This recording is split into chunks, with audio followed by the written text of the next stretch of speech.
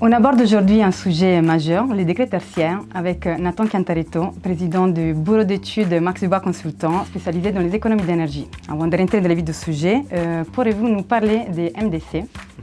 Bonjour Nathan. Bonjour Mara. Avec plaisir. Du coup, Max Dubois Consultant, c'est un cabinet, un bureau d'études effectivement, qui est spécialisé dans l'accompagnement des secteurs industriels, tertiaires et puis résidentiels à l'efficacité énergétique, donc très concrètement à réduire la consommation d'électricité.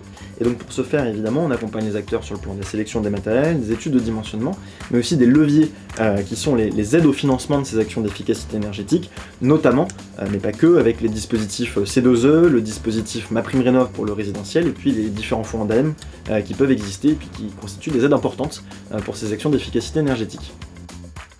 Du coup, de quoi s'agit-il exactement les décrets tertiaires et dans quel contexte il a été mis en place? Donc le vrai nom du décret tertiaire, c'est le décret DEET, donc décret éco-efficacité tertiaire. Il a été mis en place en 2019. Et donc le contexte du décret tertiaire, c'est un contexte de mise en place de nombreux dispositifs dans le cadre des objectifs de réduction des consommations énergétiques en France.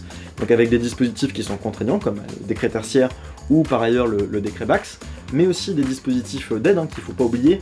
Je l'ai mentionné tout à l'heure, le dispositif des C2E qui est le plus important, mais aussi des dispositifs d'aide régionale, des dispositifs liés aux différents services de l'État, et puis MaPrimeRénov' évidemment pour tout ce qui va être le résidentiel. Alors comment est-ce qu'il fonctionne le décret tertiaire? En fait l'objectif c'est donc de réaliser des économies d'énergie par rapport à une année de référence qui est choisie, sélectionnée par les acteurs et bien sûr qui doit répondre à des critères, et puis de faire des économies d'énergie qui sont publiées sur une plateforme gérée par l'ADEME qui s'appelle Opera. Et donc ces économies-là, elles sont réalisées soit par rapport à un objectif relatif, les fameux 40, 50 et 60% d'économie d'énergie, soit par un objectif absolu qui a été déterminé en fonction des process et des typologies d'acteurs qu'on peut retrouver dans le tertiaire avec donc des objectifs adaptés. Ce n'est pas la première fois qu'un dispositif de ce genre a été créé. En quoi est-il différent cette fois-ci? Le décret tertiaire, il se distingue déjà par son ampleur. Ce qu'il faut savoir, c'est qu'on considère que 83% du parc tertiaire en France aujourd'hui est concerné. Donc c'est une partie évidemment absolument considérable des infrastructures en France aujourd'hui, et ça va recouvrir le petit tertiaire, le tertiaire diffus, jusqu'à évidemment les grands bâtiments et les grands ensembles immobiliers qu'on peut avoir. Donc déjà ça c'est le premier point évidemment d'importance, le périmètre qui est concerné par ces objectifs, et puis deuxièmement la précision et l'ambition de ces objectifs. Je le disais un petit peu tout à l'heure, c'est 40% d'économies à réaliser en 2030, 50% à réaliser en 2040 et 60% en 2050. Donc on est sur des objectifs évidemment très ambitieux.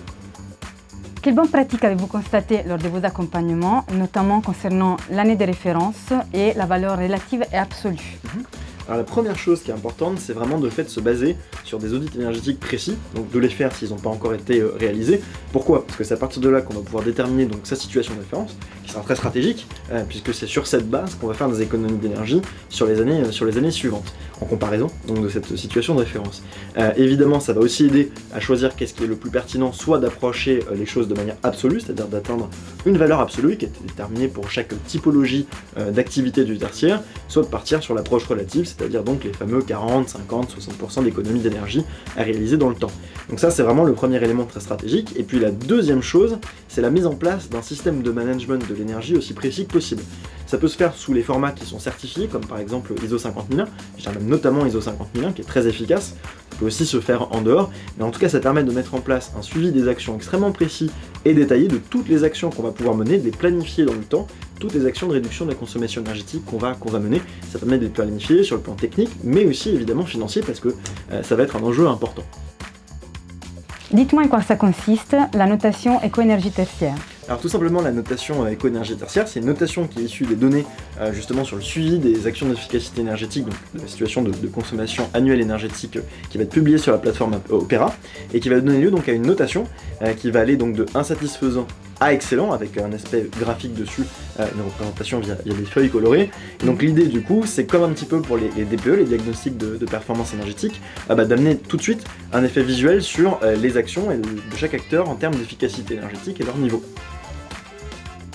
Concrètement, si vous étiez responsable d'un bien assujetti au décret tertiaire, qu'est-ce que vous mettrez concrètement en place comme action?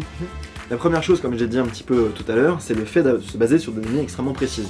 Donc réalisation d'audits énergétiques, si ce n'est pas fait ou s'ils ne sont pas disponibles ou pas à jour, ça c'est le premier point. Tout va découler de ça, depuis remplir Opera jusqu'aux actions d'efficacité énergétique. La deuxième chose, ça va être la planification à moyen et long terme. Et là, le système de management de l'énergie va rentrer en ligne, ISO 50001 par exemple, et va être très important, parce que ça va donner une vision financière sur tous les investissements à faire. Et donc ça va permettre de planifier aussi le recours aux aides à l'investissement, comme par exemple les C2E, qui sont des leviers financiers très importants pour mener des actions d'efficacité énergétique. Ça va permettre de les planifier et donc de rendre faisables toutes les actions qui sont nécessaires dans le cadre du décret tertiaire. Un mot pour la fin. MDC se tient à vos côtés pour vous accompagner sur l'ensemble des étapes que je viens de décrire et de définir dans le cadre du décret tertiaire, et notamment même sur l'accompagnement à obtenir les aides au financement à l'efficacité énergétique dont vous pouvez bénéficier. Donc n'hésitez pas à nous contacter.